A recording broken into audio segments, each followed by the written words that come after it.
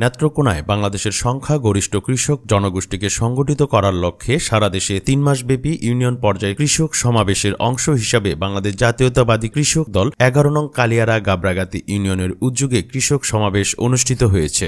শনিবার বিকেলে সদর উপজেলার কালিয়ারা গাবরাগাতি ইউনিয়নের ধামরিহালা বাজার মাঠে এই সমাবেশের আয়োজন করা হয়। সমাবেশে সভাপতিত্ব করেন ইউনিয়ন কৃষক দলের সভাপতি আব্দুল মজিদ, আর সঞ্চালনায় ছিলেন সাধারণ সম্পাদক গোলাম মোস্তফা। অনুষ্ঠানে প্রধান অতিথি হিসেবে উপস্থিত ছিলেন জেলা বিএনপির আহ্বায়ক বিশিষ্ট চিকিৎসক অধ্যাপক ডাক্তার আনোয়ারুল হক। সমাবেশে বক্তব্য রাখেন জেলা বিএনপির সিনিয়র যুগ্ম আহ্বায়ক ও বিজ্ঞ জিপি অ্যাডভোকেট মাহফুজুল হক, জেলা বিএনপির যুগ্ম আহ্বায়ক মুজিবুর রহমান খান, তাজিজুল ইসলাম ফারাজ সুজাত, এস.এম. মনিরুজ্জামান দুদু, জেলা কৃষক দলের সভাপতি সালাউদ্দিন খান মিল্কি, সাধারণ সম্পাদক অ্যাডভোকেট রফিকুল ইসলাম বাবুল, জেলা যুবদলের সাবেক সহসভাপতি আব্দুল্লাহ আল মামুন খান রনি, জেলা স্বেচ্ছাসেবক দলের সাধারণ সম্পাদক অ্যাডভোকেট খালেদ সাইফুল্লাহ মুন্না সহ অন্যরা।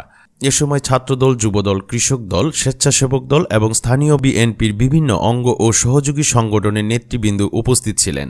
উপস্থিত প্রান্তিক কৃষকেরা মাঠ পর্যায়ে বিভিন্ন সমস্যার সম্ভাবনা, সুবিধা অসুবিধা তুলে ধরেন এবং ন্যায্য অধিকার আদায়ের লক্ষ্যে সংগঠিত হওয়ার গুরুত্ব নিয়ে আলোচনা করেন বক্তারা।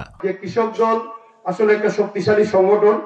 অতীতেও এই কৃষক দলের নেতৃত্ব যারা দিয়েছেন, কৃষক দল যখন সৃষ্টি হয়েছে 1980 সালে, তার নেতৃত্বে কারা কারা ছিলেন হয়তো আপনারা অনেকে জানেন কিনা আমি জানি না।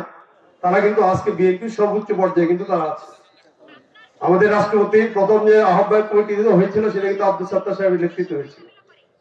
পরবর্তীতে মান্নান ভাই সাহেব ছিলেন, উনি কিন্তু মহাসচিব হয়েছিলেন। এবং আমাদের যে বর্তমান মহাসচিব, উনিও কিন্তু কৃষক দলের ভারপ্রাপ্ত সভাপতি ছিলেন, এটা জানেন কিনা। সুতরাং কৃষক দলের দায়িত্বে যারা ছিলেন তারা ঐতিহ্যগতভাবেই বিএনপির রাজনীতিতে অতীতে বেশ বড় ভূমিকা রেখেছে।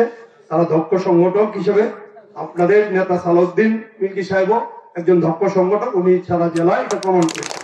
সেই জন্য আমি আমার জেলা বিএনপির পক্ষ থেকে এবং আমার ব্যক্তিগত পর্যায়ে থেকে ওনাকে ধন্যবাদ এবং কৃতজ্ঞতা জানাই, এবং তার সহযোগী যারা আছেন সবাইকে। আপনারা জানেন যে আগামী দিন আমাদেরকে যে কঠিন অগ্নি পরীক্ষা সামনে আসছে, নির্বাচন কবে হবে কিংবা না হবে এটা নিয়ে কিন্তু অনেক আলোচনা সমালোচনা হচ্ছে। কেউ বলছে ডিসেম্বরের মধ্যে, না হলে আবার জুনের মধ্যে, আবার কেউ কেউ বলছেন যে তাই তাদের বিচার হতে হবে, আগে বিচারের পরে সংস্কার করতে হবে, অনেক কিছু। এখানে ষড়যন্ত্র, ফ্যাসিস্ট সরকারের দোসররা বসে ষড়যন্ত্র কিন্তু এখনো করছে যাতে এই অন্তর্বর্তীকালীন সরকার ব্যর্থ হয়। আর এই অন্তর্বর্তীকালীন সরকার যদি আগামী দিনে ব্যর্থ হয়, তাহলে যে গণতন্ত্রের জন্য দীর্ঘদিন এই দেশের মানুষ আন্দোলন সংগ্রাম করেছে, বিশেষ করে বাংলাদেশ জাতীয়তাবাদী দল এবং তার অঙ্গ সহযোগী সংগঠন যে দীর্ঘ 1600 বছর আন্দোলন, সেই আন্দোলনের ফসল কিন্তু আবার ধূলিসাৎ হয়ে যাবে। সেই জন্য আমাদেরকে ঐক্যবদ্ধ থাকা ছাড়া আর কোনো বিকল্প নেই।